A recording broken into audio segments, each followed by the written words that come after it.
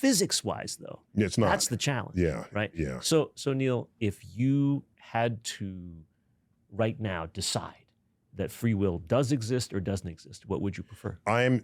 My thinking over the recent years, because I didn't used to think about this at all, my thinking over recent years is leaning towards the absence of free will for practically everything we think and do in our lives. And I base that on the fact that over time, things that we have done as people in our species, at one time was, you are totally to blame for that, or just something you did, or something we've learned, no, this person is more susceptible than you are to addiction. Right. There's a biochemistry there. This person cannot just be made the life of the party because they're on the autism spectrum.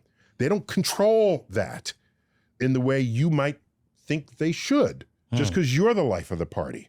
As you add up all of these things, let's go back to epilepsy, where before that was even a word, you were occupied by the devil. Did you do something bad? Or, well, you knew it was not, everyone knew you were not in control of it, but today, no one is saying, did you have the free will to not have an epileptic seizure? Of course not. Do you have the free will to not be depressed?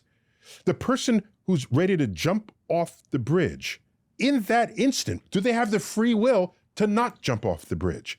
I don't think so. And the more I add up and explore the human condition, I'm forced to conclude that the direction we are headed is that we are all products of an absence of free will. And as a result, society needs more compassion for people who do not otherwise fit in.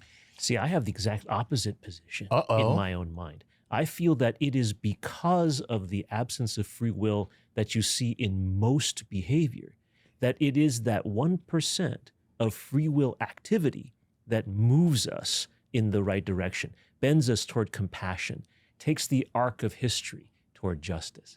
But but going back to what Neil just said, there are people who actually suffer from personality disorders, that suffer from brain disorders, where they can't do what you just said.